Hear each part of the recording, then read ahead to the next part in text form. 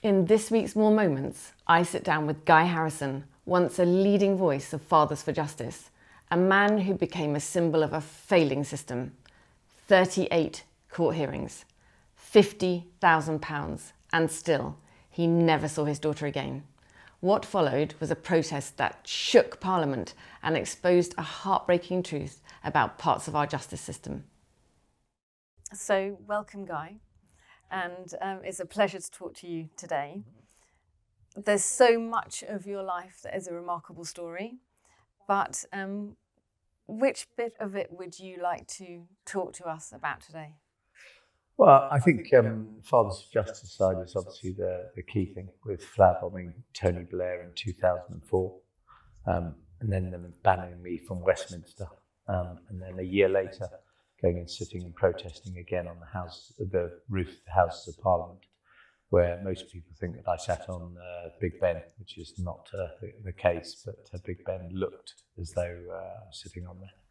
The plight to seeing your children as a father, sort of not having very good rights in the UK, which is extraordinary to me in 2004 at the time, but now 2025, being astonished that the whole system hasn't really changed. So for people listening and watching today, give us a bit of the background of what led you to that spectacular moment where you flower bombed Tony Blair. I remember it. I remember watching it. And I think many people of my generation will remember watching that. And what an incredible moment that was, because you disrupted proceedings in a way that had never been disrupted before. So explain what led you to that moment. Well, it was quite cutting edge then. I mean, now people protest all the time where you've got sort of the anti-hunting guys did it after us, albeit people think it was before, but I think we were quite cutting edge on it. I remember being part of it because I had spent £50,000 with legal, which I personally cannot bear anything to do with the legal profession. No. I think it's racketeering. And I'd spent £50,000. I'd been to court 38 times. Wow.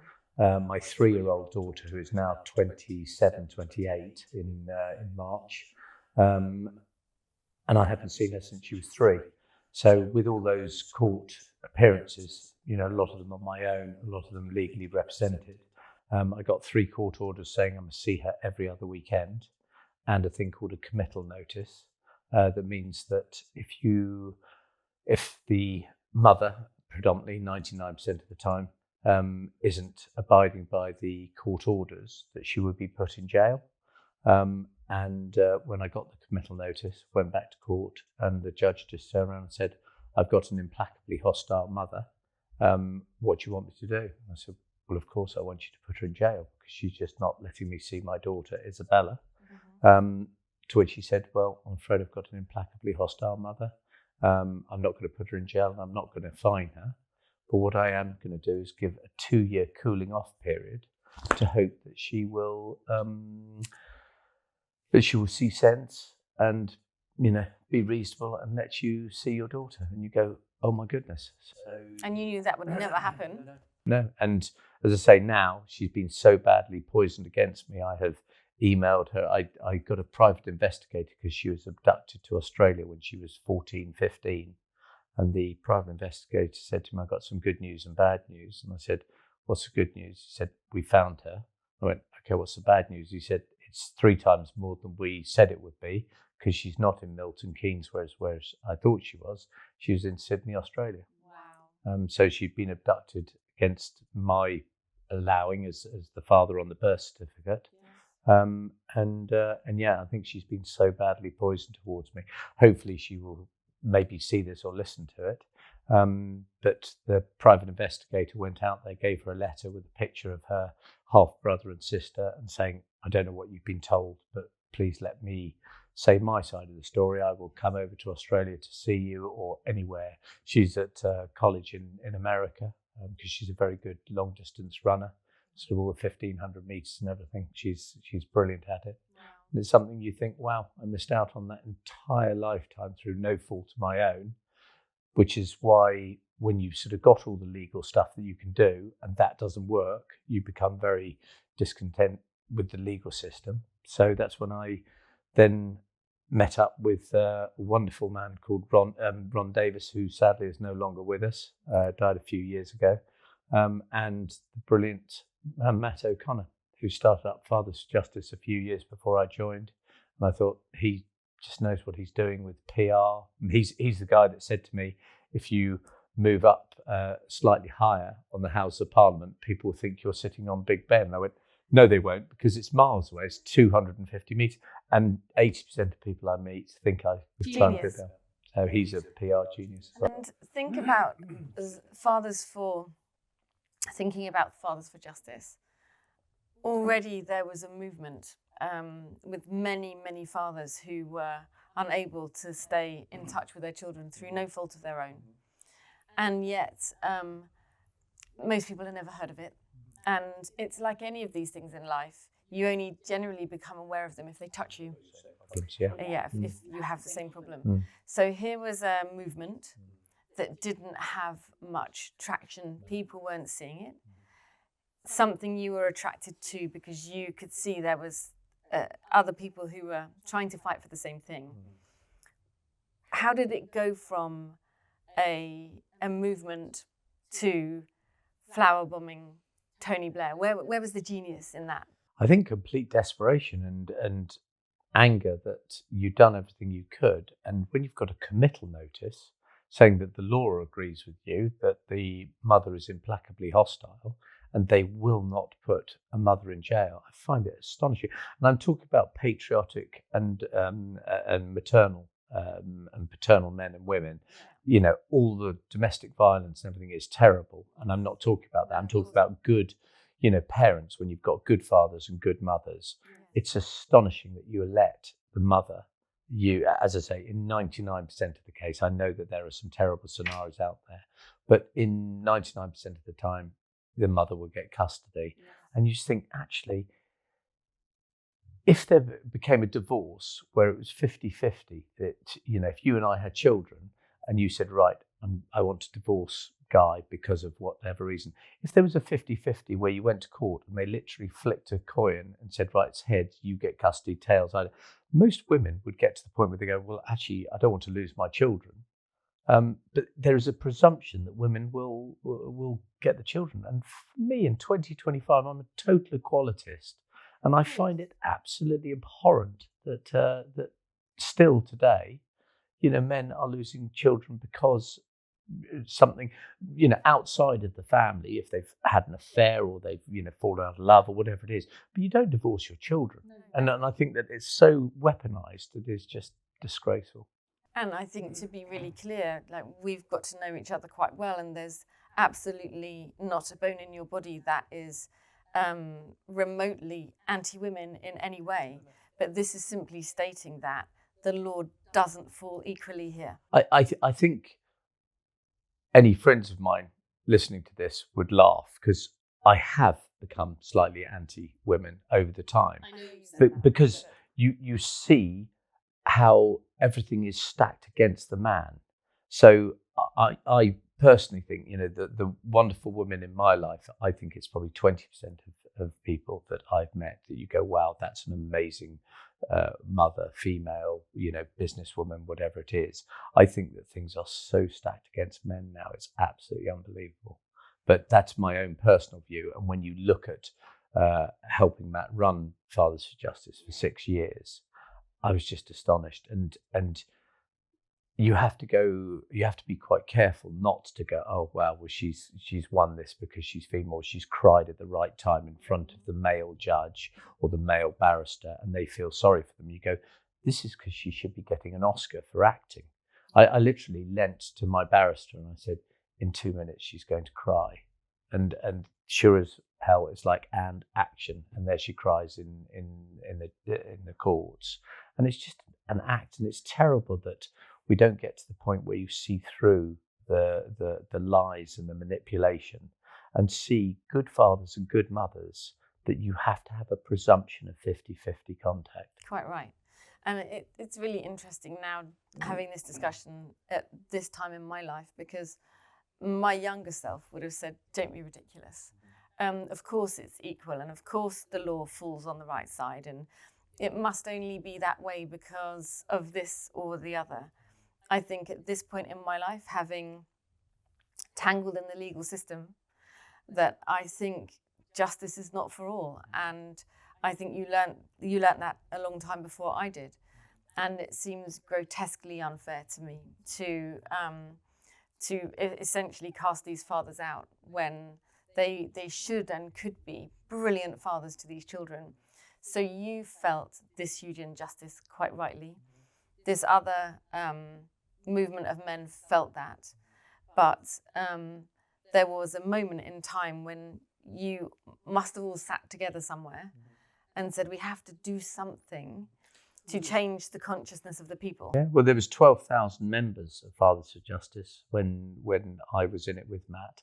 And thank God Matt is carrying it on, because now that I'm married with 2 wonderful children, I just do not have the bandwidth to do a lot of the media stuff that I did and constantly have the negativity of it. And as I say, making you sort of going, oh, typical, mother gets custody again.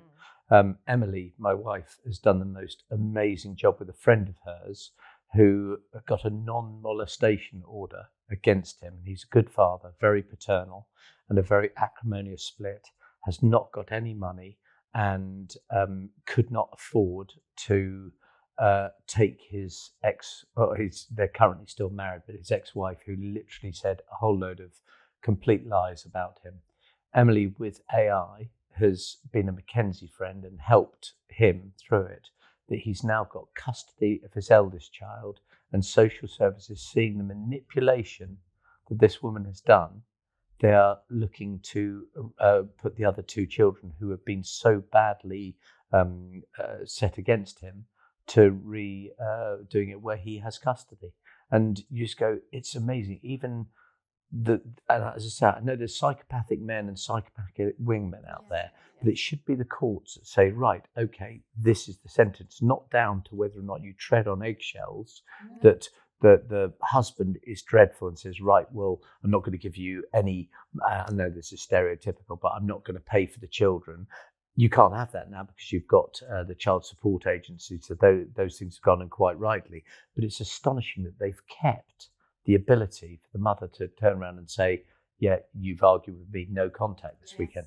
And I used to get it all the time with Remain, my ex, would turn around and she would deliberately try and have an argument about nothing and push buttons that, only those type of people know how to push buttons. You get in an argument, she'll write no contact. And you just go, this can't be right. And going to court 38 times, I mean, I can't tell you how much I hate the legal profession and the judges that, they just, it's a racketeering game. It really is. But 38, 39 times is exhausting in itself. Not only is soul it destroying, money, it's mentally soul destroying. We've both had fallen foul of it. Yes, fallen foul of it. And we always believed that you pay because when right is on your side, you will get justice. And I think that's the most disillusioning thing that happens to people like Justice us. will prevail. No, it won't. Justice won't prevail. It won't. It won't.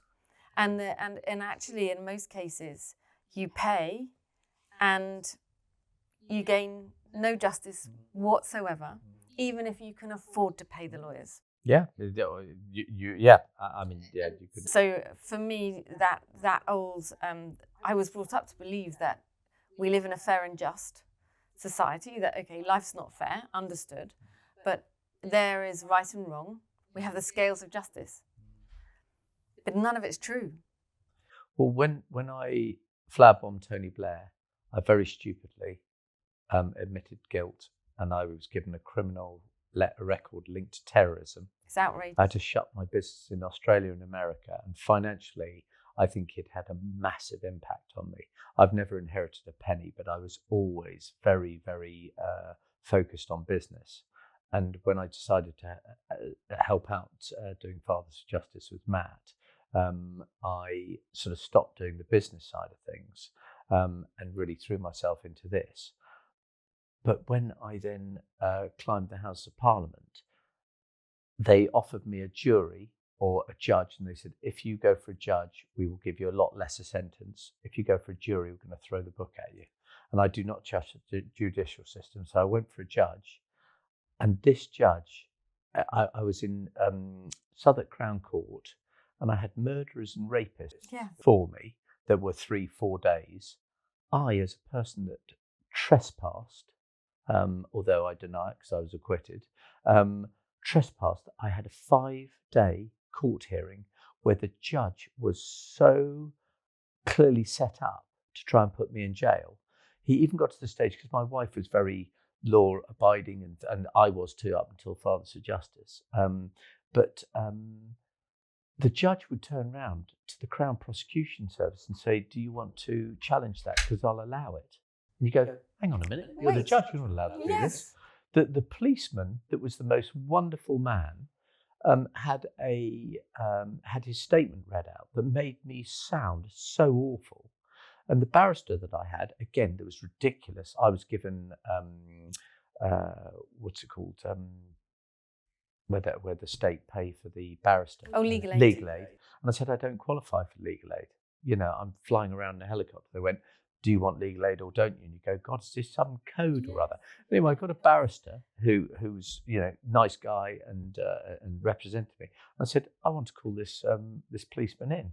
And he said, well, you can do, but no, it'll annoy the judge. You know, you can't really do it. I went, can you do it or can't you? And he said, well, yes, under subsection 2 or whatever. So I called the policeman in, and I was allowed to question him. And I turned around and said, you know, PC Johnson or whatever his name is. I said, do you remember our conversation? He went, I remember it exactly. And I thought, God, they've got to him. Anyway, so he gets put on the stand. And they said, right, Mr. Harrison was aggressive and horrible and violent. He said, no, Mr. Harrison was utterly charming. And then they said, okay, so he wasn't aggressive or whatever. And he said, I didn't say that. I said he was utterly charming. And then they said, okay, they dismissed it. And I said, well, no, I want to question him. They said, well, you don't need to. It's been agreed that that's good. And I said, no, I'd like to question him. If that's my rights, I want to question him. I questioned him and I said, I remember the conversation with you very well. He said, yeah, I remember saying, if you come down, I have to carry on until the end of my shift with you. And if you're up here for 2 days, I've got to stay here for 2 days. He said, if you come down now, I'll give you one of my children. And you know, had a really good time. And I said, so why did you write in your statement? He said, that's not what I wrote in my statement. I said, so this should be thrown out because the Crown Prosecution have tampered with, you know, all these sort of statements. He said, but that's not what I wrote. And you're like, oh my God. Then you realise that the system is completely and utterly broken. But it's not just broken, it's corrupt. Oh, absolutely. Yeah. Because... Well, it's corrupt in such a way, you know, people go on about how you go to third world countries and you give an envelope and you get planning permission, or you get this, you get that. What you and I have to do is go and spend 50 grand on a barrister. Yes. And then you go, oh, you know, he plays golf with him, or he's this. Oh, we'll get this through, you know. It's like failed actors all sort of having this little charade that you get it through. And I cannot tell you how appalling I think the legal system is.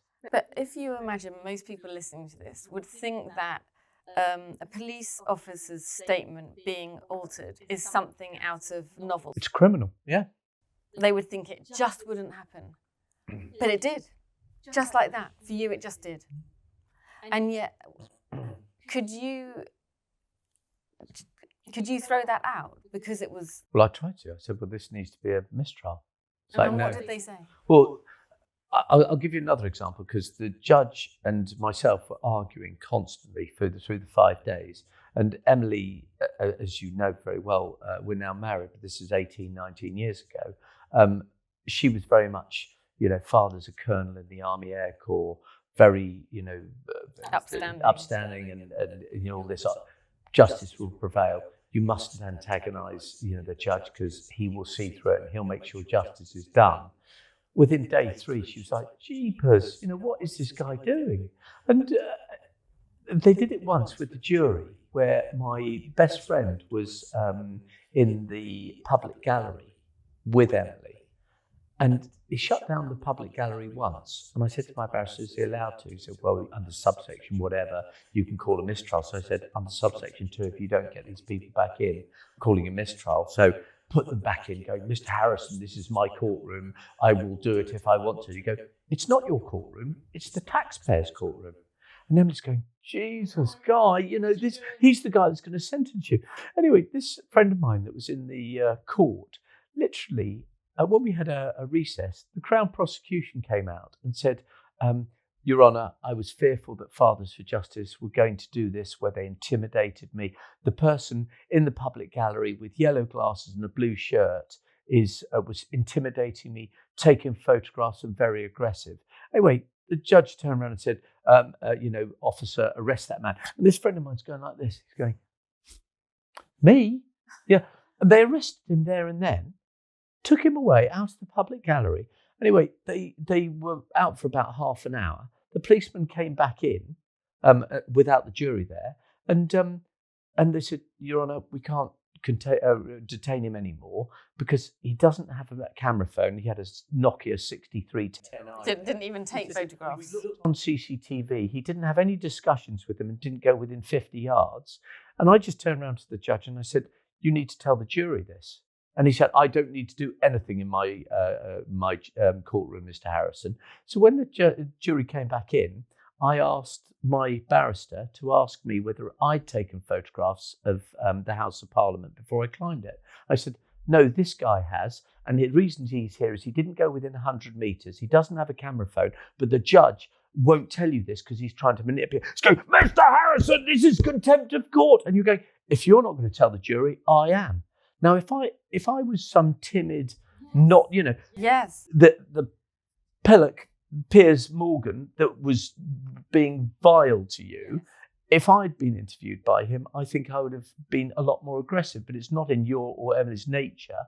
But with a judge doing that, I was lucky that I could fire back. Yes. If I hadn't, and I hadn't done that, I don't think the jury would have acquitted because they'd see one side of a story that is being manipulated, and the judge would have got his little win where whoever, Tony Blair or whoever it is, would have said, put him in jail for a couple of years.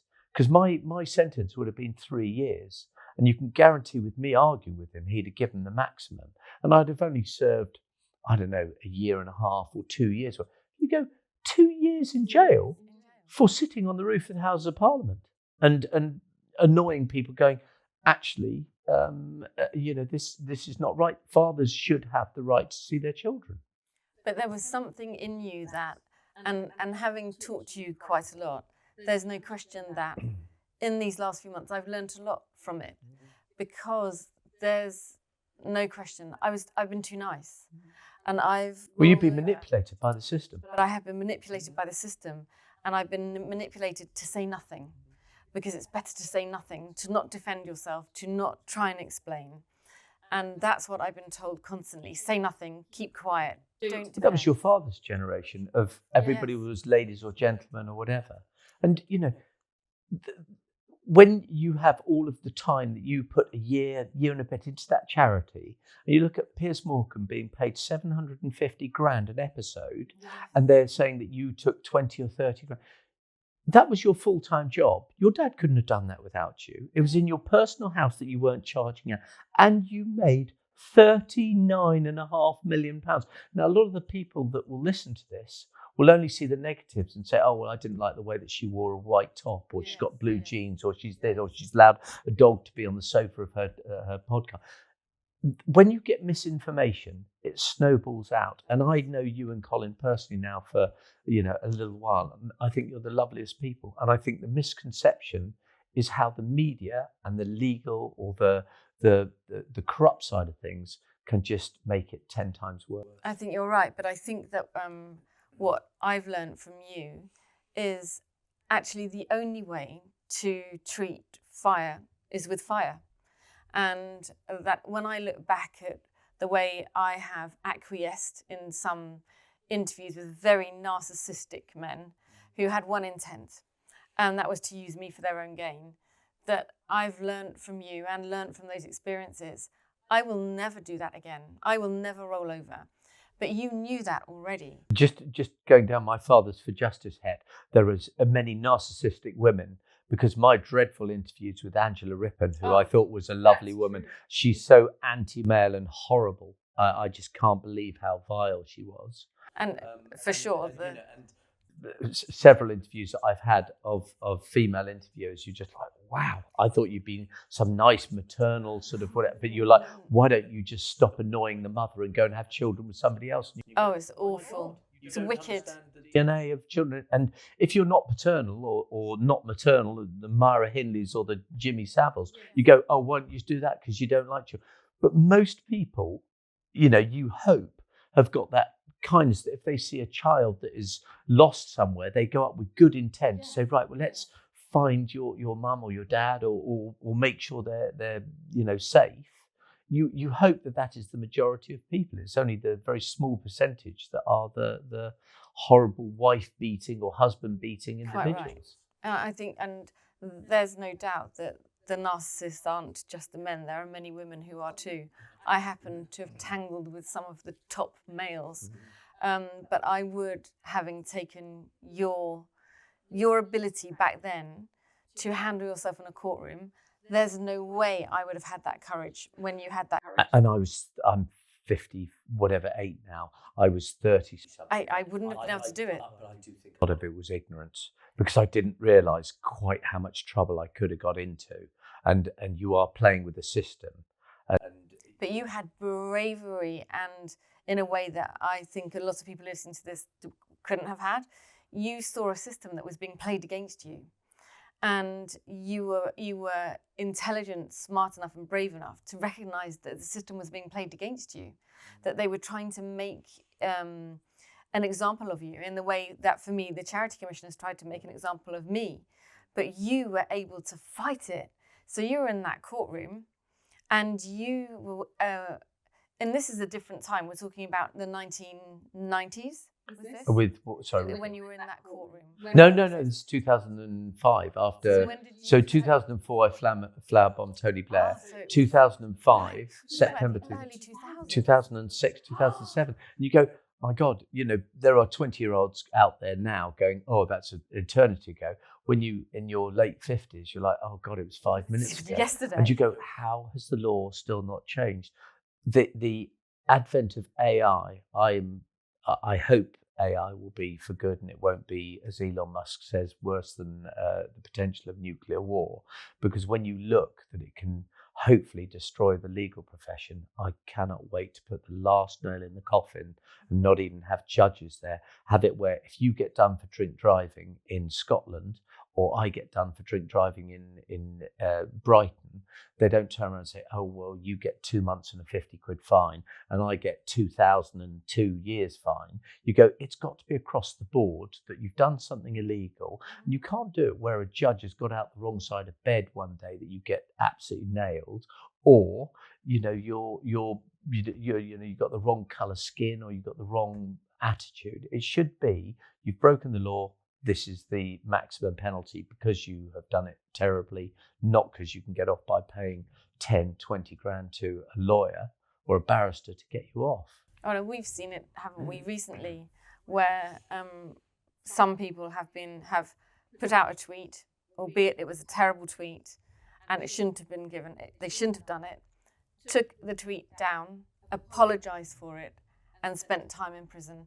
And yet someone else can say, and I think there's a politician I heard on the radio today say that on social media, people had said they wanted to come and kill him. But that is not enough. So we know that our legal system isn't fair. It doesn't look at 100 people in the room, and you will not be meted out the same justice. You just won't. So all that you went through, you put yourself really out there, you fought the system, and you managed to not end up in prison. But the ultimate of losing my daughter, I saw her when she was 3 last. She's 27 now, and I still haven't seen her. Because emailing her, getting in touch with her, she's been so badly poisoned against me, thinking I am some awful individual. I cannot get her to come and see my point of view. My 12-year-old daughter keeps saying, "I'd love to meet Isabella," and you go, "I'm sure you'll meet Izzy, but it will be when you're older that she'll talk to you as her half sister and not me." And I know I'm an acquired taste, and some people like or hate you, which is fine by me. I think everybody's entitled to their opinion, but I think it's so sad that my daughter has literally been manipulated, and how bad is that for her? If let's say that all those years ago the judge said, right, it's 50-50, the two of us would have had to have come to an agreement. And there was no financial side. So the mother of my daughter will say that I didn't do this, that, or the other, because she's very narcissistic. And the trouble is that I financially I was very decent to them, because I thought if you did that, it would be the beginning of the animosity dying. Not true. And if the legal system had supported you to have some custody, then the relationship building would have been allowed to be up to you. Well, I had a friend of mine, Ashley Scott, who's a very close friend, and he lived in Singapore, and another friend was in Singapore, and he said, if you'd done that over here, Guy, you'd have been put in jail for 15 years just for sitting on the roof or whatever. And my friend Ashley turned around and said, no, he wouldn't. And he said, no, he would have. And Ashley said, no, he wouldn't. Because if the mother had been in Singapore and not honoured the court order, Guy would have got custody, she'd be the one in jail, and he'd never have done civil disobedience. And I just looked at Ashley and sort of went, God, I love you. Yes. It's absolutely right, because a lot of people do things illegally because they take the system into their own hands because it is so badly done. But when you look now, all these years later, and as you say, the loss for you is that you still don't have contact with Izzy, and one sincerely hopes that there are relationships to be built. But what's so tragic is you were never given that opportunity, and it shouldn't be that way. You've talked about how Emily has become a Mackenzie friend. To one of her friends, not anything to do with me. No, and she has supported her friends to gain custody. And he would never have got anywhere. He's the most wonderful man. He's 6'4", albino, black guy with alopecia, I think it is. So he's really stocky guy. And Emily was just saying, don't lean forward like this, or say this, or do that. And he's the loveliest guy, but he can't navigate his way, as I couldn't, through the legal system. I think she's wonderful to have done this. And the fact that this wonderful man has got custody, and those children will suddenly reap the benefits. But they will flourish now from everything that she's told me. So then, if we look at where we are now in 2025, has the system got better? My wife will say yes. Right. That Matt, myself, Fathers for Justice, changed it. I say no, because I get phone calls on a weekly basis saying, look, I've got a friend of mine that's got divorced. They've been estranged for 4 years. He had an affair and they're stopping him seeing his children. He said, can you help him? You go, I'll pass him over to Matt or to Fathers for Justice, going, I can't cope with the negativity of it, because the likelihood is he won't get custody. It's a sort of jail sentence for something you haven't done. So I see things in a very different way. You probably know several men that have got divorced and lost access to their children. I don't know several women that have. I know one or two, the Paula Yates with Bob Geldof, but anybody can get custody when, the mother is an alcoholic and a drug abuser. I'm talking about sort of if you get naturally. So if Emily and I were to get divorced now, with her being a great mother and hopefully me being a good father, we would obviously, if we were to divorce, it would be very amicable because she's the woman that she is. But if it wasn't, I think I would struggle to get custody. And if she turned around and said, no, you're not seeing them, it would take me 2 years in the legal system or 3 years, and the damage is done then. The damage is done. And, I mean, my children are 12 and 15. You start getting it at 4 and 8, you're completely beholden to the person with care and control, they are the judge, juror, and executioner. And so when you look at Great Britain in 2025, what do you think the future holds for us? I don't know. It's a tough one, really, isn't it? With stuff going on, like the Mayor of London not even speaking English, you're sort of like, wow, this is quite extraordinary. And I want to put a thing out there that I think racism is ignorance, and anybody that's racist because of somebody's colour of their skin is just stupid. It's moronic. Was this the Mayor of Brighton you were talking about? Yeah, Mayor of Brighton, can't even speak English, and it's quite tragic. Nothing to do with race, No, actually. It really hasn't. If they were speaking French, or German, you'd say, what the hell are they doing? But the thing is, if you've got lots of people that give you grief on the internet or whatever, if I said I don't like Hannah and you were coloured or you were this, that, people would say, oh, you're racist. But if you don't like somebody just because you don't like their character, and as I reiterate, racism is ignorance. And I have so many multicultural friends, and they add a huge amount to our life. And hopefully we, as English people, give as much back by going to different countries and being cosmopolitan. It's absolutely wonderful, and it is the sort of wonderful garden of the world, is that we're all cosmopolitan. But when you get to the stage where it's so radical left or right, whether you do or don't believe in Charlie Kirk's thing, I personally thought he was very articulate. For people to cheer when he got shot, I hope there's ramifications for that, because that is disgusting. I can't believe anybody would cheer at that. I don't like Keir Starmer, but I would never want to see anything like that happen to him. It's just wrong. It feels that we've become so extreme, and we've both got children of similar ages, and I do worry about what life and the future holds for them, because they're now seeing this country through a different lens. And I was reading this morning on the way here that there were definitely small pockets of extremists who believe that that assassination, as it was something to celebrate. It's disgusting. That's where there should be a law against that. There should be a law against it. I'm sure there is. Yes, but it's not. We're not short of laws in this country. We're short of how we apply them. Short of morals. And short of morals. But I do believe the vast majority, I do think that we speak for the silent majority. I do believe that. I just think that people feel silenced. But I was reading an article that in Germany, the emotion about that assassination is quite different. And how and it's only what I've read. More or less.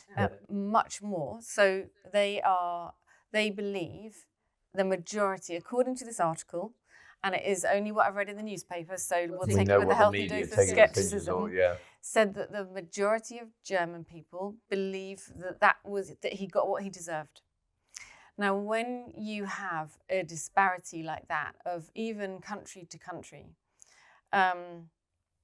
it worries me that I believe that we have a silent majority of good people who believe in the values of this country and who believe that if we hold out long enough, things will turn around. And my concern is there are other cultures who don't feel like we feel. And if we are silent long enough, what happens? What happens if we're a bit like I've felt that I've been silenced and I've had an awakening of I cannot be silent anymore because no one else is going to look after me. But if you could reverse, and I don't agree with you, by the way, I think very differently. I don't think that naturally the silent majority are good. I think it's getting worse and worse. I hope I'm right. I hope to goodness you're right as well. But you see the good in most people. But if you could reverse the tables and you say, take 39.5 million quid off the table. Yeah. Don't put that on the local news that your dad did the 100 laps. Yeah. You would probably not do it. And the NHS would have not got I mean, let's be realistic. That's probably the interest for about 3 weeks. Yeah, well, it was a drop in the ocean. But it was the scenario where people felt they were doing good and they were helping out, which is lovely. And the backlash from that to you and your family, you wouldn't do it again. No. Now that's really sad. That's like, all the wonderful things that people do. You go, well, is it worth it, or is it the age-old adage of no good deed goes unpunished? I think it's true. No good deed goes unpunished. In our case, that's definitely for sure. And I think I spent a long time saying, no, even with some of the awful things that have happened, of course we'd do it. Actually, not now. I wouldn't do father's justice again. Too many terrible things have been said about me, written about me, done to me, that I wouldn't have done it. You're not a horrible person. I mean, people that are doing this, they don't know you. They don't know me. But I do. I think it's terribly, terribly sad. And I wouldn't do father's. If you rewound it, I wouldn't do father's justice again, because I had to stop it because we had a suicide every 6 weeks. And then you would turn around and say to Matt, okay, I'm going to get Jonathan along. He said, sorry, Jonathan's not with us anymore. And you're like, oh my God. And they take him off the list. And you're going, the suicide rate is just horrific. And you just go, you don't see behind closed doors how upset and how suicidal people get. And I don't know. I hope humanity comes back to being the caring, inclusive, and both ways, that you're all inclusive to somebody. So if you have foreign coming in to this country, also if we decide to go and live, that they're accepting of us. Yes. Why shouldn't it be like that? It seems and it's a perfect world. And I think, you think, humans are naturally good. I don't, sadly. And that's only something I've had in the last 15 years. And I think that I've tried, in all the horror that's happened and been thrown at me and my family in the last few years, to find a way to deal with it, to find peace with what's happened, because I don't want to be angry, and I don't want to be bitter, and I don't want to spend the rest of my life thinking everyone is awful. The trouble is, I think there are probably less good people. And maybe they're not the silent, maybe they're the loud people, the loud majority that shout out there. And let's hope, that as I say, racism is ignorance, as I keep going on. Yes. And let's hope that when you're flying the flag, it's because you're like me, you're patriotic and you love the UK, like the weather to be nicer, but you can't do anything about that. No. But that you celebrate being in England, you don't try and change it. Flying our flag is not racist. It is not racist. I think it's sincere. I mean, every American has a flag hanging outside their house, and whenever I play sports, I've got tops that have got the Union Jack on there. And the amount of time people go, oh, here he comes, and you're like, that connotation is that you're a racist. You go, no, I'm just patriotic. And you want to wear the Union Jack? Sure. Well, anyone that tells us that wearing our national flag is racist does not represent me, and does not represent most of the people that I know. But when we look at the future for our children, because we're, again, of similar ages, what do you see for them? They're currently going through school, and for mine just a little bit ahead at university, stepping out into the world. What do we forecast? What do you forecast for them? It's so frightening to forecast. I don't want to, because if I think of it, I don't think I'm pessimistic or optimistic. I think I'm realistic. I actually don't want to forecast it. I think you have to get to the point where they're both 18. They've had as good an education as they can, a good upbringing, a family sort of morals right the way through. And then you sort of help them, but you go, now it's down to you. I don't know what you can do as an adult. I will help you out as much as we can, but you are now the future, And you're right, probably. You shouldn't overthink it. And many people wouldn't say this because it puts them in one camp or the other, but the most wonderful woman I think out there for a decade or more was Margaret Thatcher. And going back to the family, I know she was terrible towards the end, by the way. I think that if you had the American system where you could do 8 years and then you have to go out, Tony Blair, whether you did or didn't agree with him, if he'd gone out after 8 years, it wouldn't be this sort of getting rid of an old donkey rather than having a thoroughbred racehorse. Yes. So I think if you could adopt the American system and say, right, 8 years and you're gone, I think it keeps it fresh. But, look at that amazing woman from start to finish, hardworking, and for somebody that grew up with her as our leader, very much a leader, very confident, very good up until the last 3 years, where I think stood on the world stage representing our country in a way that we all felt proud. And now you've got Keir Starmer, and you don't really feel proud to be British when you've got Keir Starmer representing you in America or Australia. I don't think we feel very secure as a nation. That's what I think. We don't feel secure, and we don't. We're a little bit adrift. And I think you're right, though, that we can't overthink the future, because then we'll all worry too much. I hope AI will bring it. So if you in an ideal world, if you could say to AI, right, when humans are involved, it's only for good, and you can literally turn around and say, right, somebody that has murdered whoever it is, whether it's Charlie Kirk or whoever, you have murdered them. This is across the board. This is wrong in the human understanding. So you are going to jail for 35 years or 50 years or whatever it is. If AI can do it, and they could do the judicial system saying, okay, if you get up and slap me, that is assault, and here is your fine for it. Not like, oh, I know the judge's friend's brother, you can get off, or my brother's best friend will get you off because he's a really good barrister. If you could actually get that, where you go, okay, you actually have to live like civilized human beings and not oppress people. But then that's the perfect, the utopian world. So I have a question for you.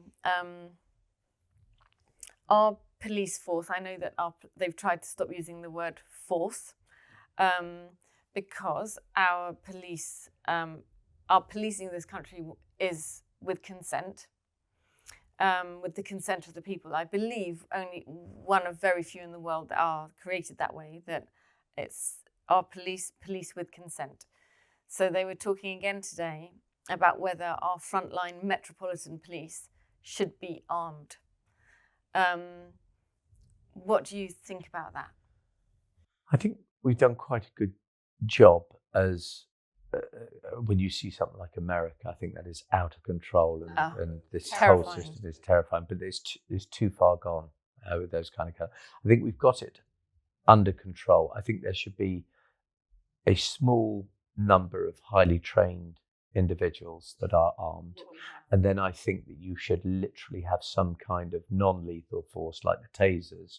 I think every police officer should virtually have that. And I think it should nearly be made illegal to sue the police or the NHS or whatever it is for stuff like that.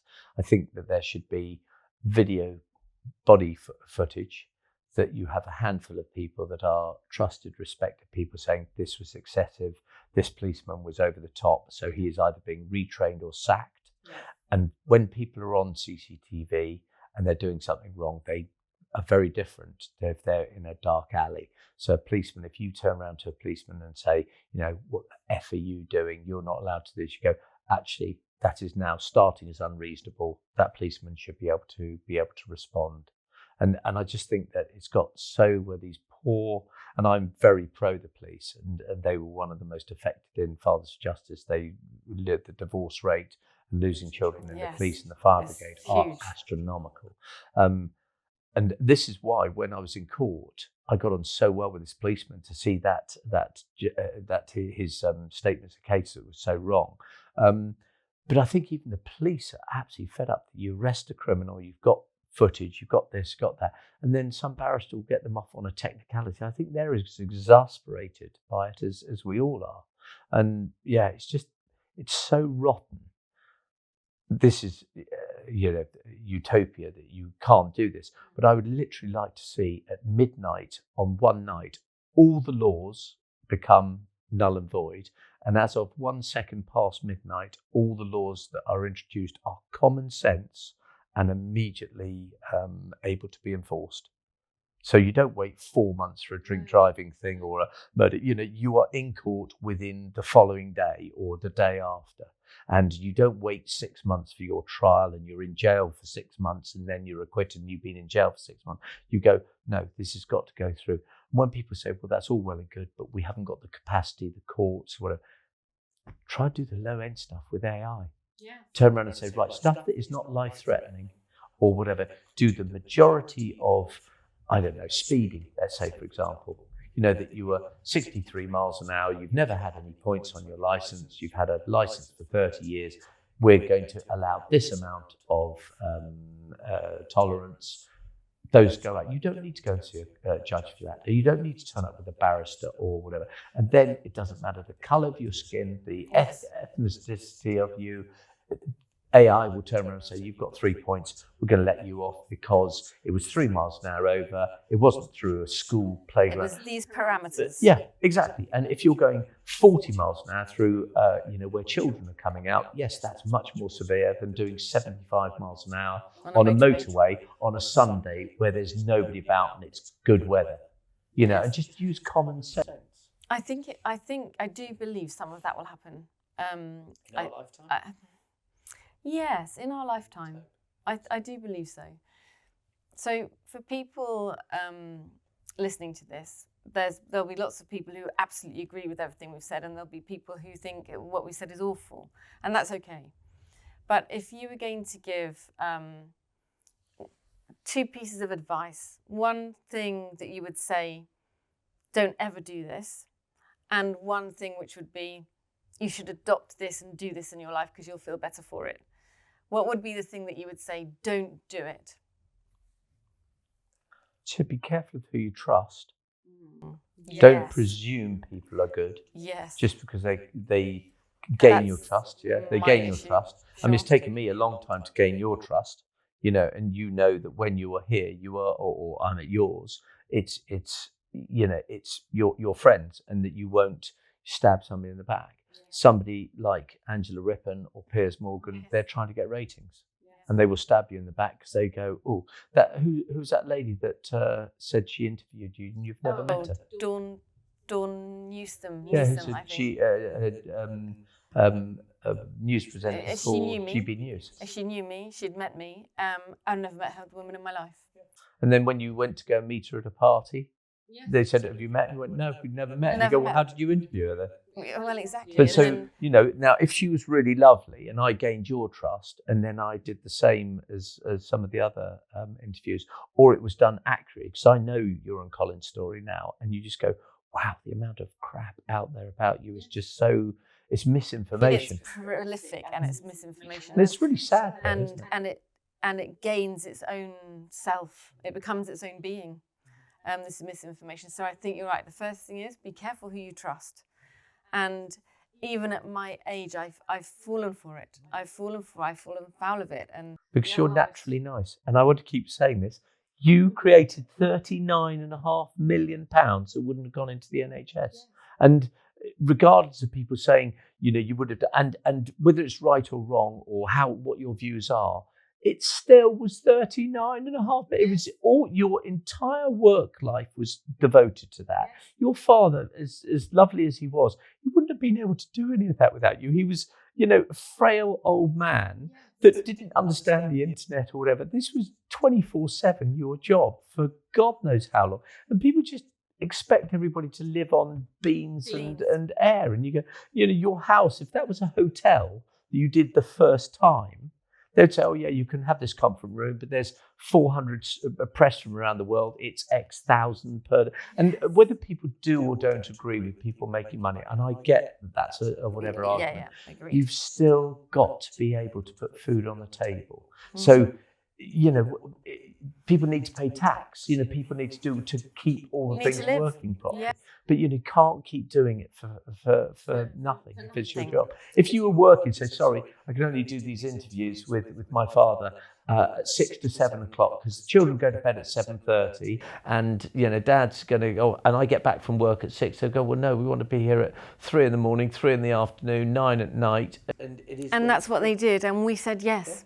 And so I really believe what you say, that even at my age, I have been overly trusting.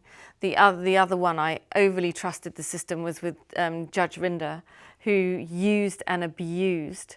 But I sat back and said, I should have known. You shouldn't have known. To trust him. You shouldn't have known.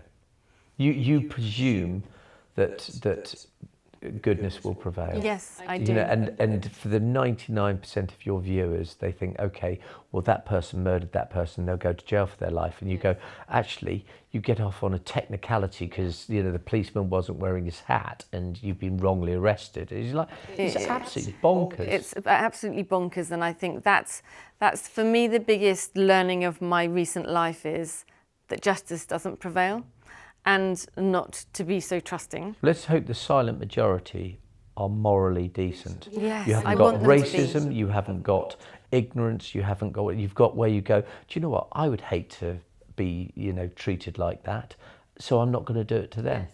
And if you've got that inner moral compass that says, do you know what, I could slate Hannah off, or I could slate her, why? I don't like her, or I do like her, or I love her, or whatever it is. But actually, okay, I'm going to say, no, I don't really like her very much, or I don't like Guy very much. He's a bit of an arrogant, or whatever it is. That's fair enough. But not to just put bullshit out there. But also to be so vociferous, to me, there feels like when I've seen the comments on social media, there's a lot of angry people out there who I think there must be something very wrong with their own lives. That's the way I look at it. I feel sorry. But I do think society actually creates that. I mean, the stress of trying to find enough money for food or shelter or to, I don't know, if your thing is to have a family or to have your own car or whatever. I think that it is so, this is why I don't like the banking system or the legal system. It just needs to be a more level playing field. When bankers are writing off billions of pounds and the taxpayers picking it up, or, it's so many injustices. So the piece of advice, be careful who you trust. Don't be so trusting. I've taken that piece of advice. And what would you definitely do? What would you say to people, if you do this, life will be better for you? I think life has got better for me since I stopped watching the news. Yes. I haven't watched the news for 2 years and I'm fairly out of sorts with it. But just hearing of all the awful stuff going on, you hear of the things that are important or something that is through naturally people telling you. But I wish the news wasn't quite so always focusing on the awful negative side. And that for me, I remember when I was a child having Trevor McDonald going, and finally, there's been a Alsatian that's had 9 puppies or whatever, and it was left on a positive note. Now it's just like, and they all got run over. It's like, oh my God, even that's got a terrible, or EastEnders, I remember Emily watching EastEnders, and I never watched it because I found it so negative. And she said, this one is about a wedding, and then the bride got run over after it. You go, God, they're even pumping negativity out on a TV. Well, somebody told me, someone within our world said that if you look at every positive news channel that's ever been created, or outlet, or online positivity, they all collapse. Because a very astute friend of ours, a professor, who is a psychologist, said that human beings, when it comes down to who we are, because I asked him, why have people behaved like they have towards us? Why have they jumped on the bandwagon? Why have they seen something so good and wanted to make it so bad? What's been in the psyche? I wanted to understand it. And he said, well, the human beings are driven essentially by 3 things. No. The first one, can I procreate with it? Second one, can I eat it? Third one, is it my enemy? Is it going to kill me? And we don't have programming for, oh, that's nice. Oh, isn't that lovely? We don't have a fluff program. We are programmed, we are much more comfortable if we can see something and see the threat. We're built to see threats. But we have evolved. We have evolved. 100 years ago, they were taking a tooth out by a pair of pliers. Now they give you an injection, you don't feel it. So but perhaps we're not as evolved as we think we are. I think we're not quite as clever as we think we are, but yeah. I remember seeing on the news, we'll end on a happy note, it was April Fool's Day, and it would have probably been in the 70s, right? And they said, today we found something extraordinary, a spaghetti tree. And it was colour. David Attenborough. Oh, it might have been. Do you remember it? April 5 do, it's brilliant, the spaghetti tree. And I was a child, and just for a minute, I had that glorious moment of thinking there might be a spaghetti tree. And then they went, doo-doof, April Fool's Day. What happened to that? What happened to that? Well, again, that's where I think every parent says, oh, in my era it was much nicer, or your dad's era it was much nicer. Yeah. I think because it was more innocent. Yes. Now, anything you think of has nearly been done already. You don't reinvent the wheel, you just make it faster or slicker or whatever. And I think the innocence is going. You look at, with our children, I'm sure you're the same. You have to make sure that they can't see porn on their until they're of an age. And you just get to the point where if they put a photograph or something's gone up, it never comes off. You and I could have done stuff as children where it was dangerous or it was something you think, oh, thank God for that. If it's online now, the world and their dog know about it, and they can, undoubtedly interviews that you and I have done, and there's a lot of them. Somebody could bring up and say, oh, but 6 years ago you said, yes, such blah, and blah, such. blah. You go, I don't think I said, yes you did, and you pull it up, you go, oh, I did say it. that. But, you can't remember it, and it's only because there's digital memory now that everything is there. You go, oh, well, okay, I might have said it 15 years ago. I don't think when you're 14 to 30, your opinions change. You go, I never thought that. You go, well, that's what you said. And you go, but you can't keep dragging people back to that because that's what's going to happen, change though, their opinions isn't it? or whatever. I can only say this: I am very pleased that my youth was not digital, and that those things generally cannot be seen.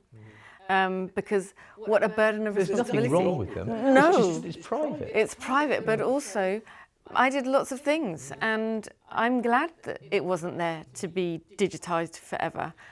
And our youth has to deal with that. Imagine if you'd done that with your father when you were in your 20s. Yeah, it would have, no one would have heard about it. Nobody would have heard about it. Exactly as we didn't think anybody would hear about it, but that's another story. Yeah, and it was a lovely story that was created by you. It wasn't it was your dad earning £100 by doing that outside your back door. Yes. And how can something with such good intent be turned to such negativity? Such good intent. And you know us by now. There was only good intent. Not one tiny bit of deviousness, not one negative thought, just, ooh, wouldn't this be fun? But I so wish you'd done that with Piers and said to him, you've been paid $700,000 for this episode. We're talking about my father in the NHS.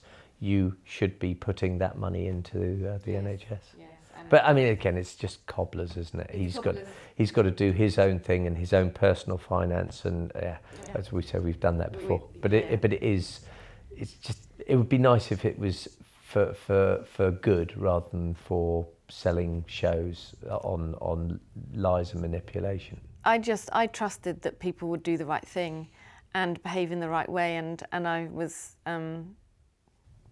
Your children, they've had it where they've had it far earlier. There'll be a lot more cagey about things from now because they were only 15 and 17. So them seeing it from the sharp end, when they're 25, 30, they wouldn't be caught out. Oh, no, they wouldn't. They absolutely wouldn't be caught out because someone said to me, they've been pre-disastered.